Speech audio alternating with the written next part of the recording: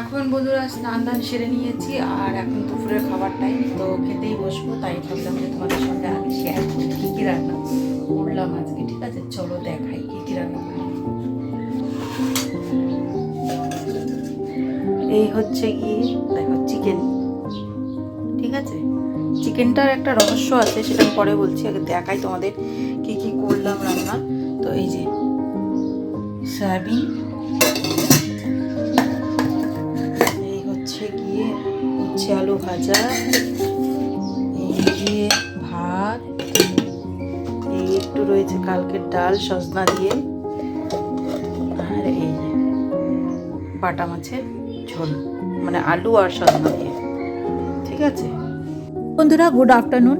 আর এই ভিডিওটা সেই তোমার পয়লা বৈশাখের পরের দিনে, ঠিক আছে, বৃহস্পতিবার। অ্যাকচুয়ালি আমাকে এটা শুক্রবারে পোস্ট করতে হতো, মানে কালকে পোস্ট করতে হতো, কিন্তু কি বলো তো, মাম্মার না 2 দিন থেকে জ্বর সেরেছে, আর আমার আবার 2 দিন থেকে শরীরটা এত ম্যাচ করছে, বিশ্বাস করো আজকেও প্রচণ্ড পরিমাণে গায়ে হাত পায়ে ব্যথা।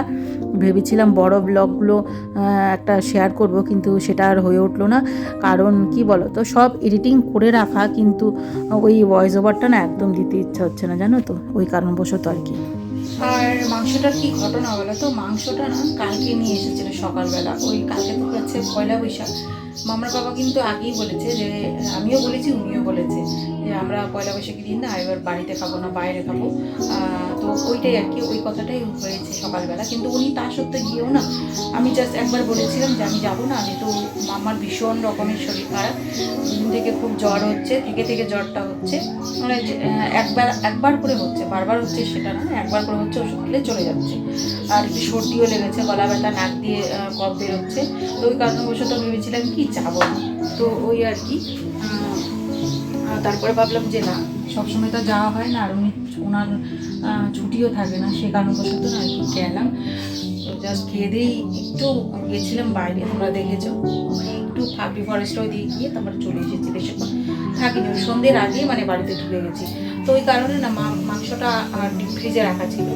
আর মাম্মাকে এরকম জিনিস না, আমরা একবার ফুড পয়জন হওয়ার পর থেকে মামাকে এই জিনিসগুলো না আমরা খাওয়াই না, মানে ফ্রিজে অনেকক্ষণ রাখা জিনিস, এইসব জাতীয় জিনিস মামা কম খায়।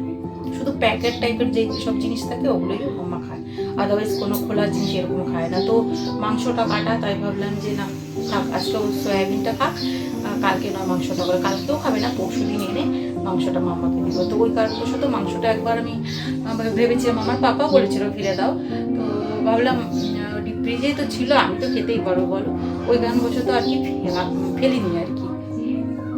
তো আমি রান্না করে একটু কষা কষা দেখলেই করেছি, তো সেটা হচ্ছে আমি আর কি নিজে খেয়ে নেবো, মাম্মাকে দিব না। মাম্মাকে বলেছি আমি যে মাম্মা বাবাই তোমাকে কিন্তু মাংসটা খেতে হবে না, মাংসটা আমি খেয়ে নেবো, তোমার জন্য সয়াবিনের তরকারি করেছি। তো বলছে ঠিক আছে। আর ওই এমনি অনেক পিটপিটা, আমার মেয়ে খুব পিটপিট করে, ও খাবে না, দিলেও খাবে না। তো চলো বন্ধুরা, আর কথা বলছি না, এখন না পুরো খিদে পেয়ে গেছে, ভাত খাবো, ভাত খেয়ে একটু রেস্ট করবো, ঘুম পাচ্ছে একটু। তো চলো টাটা, সবাই ভালো থেকো, সুস্থ থেকো।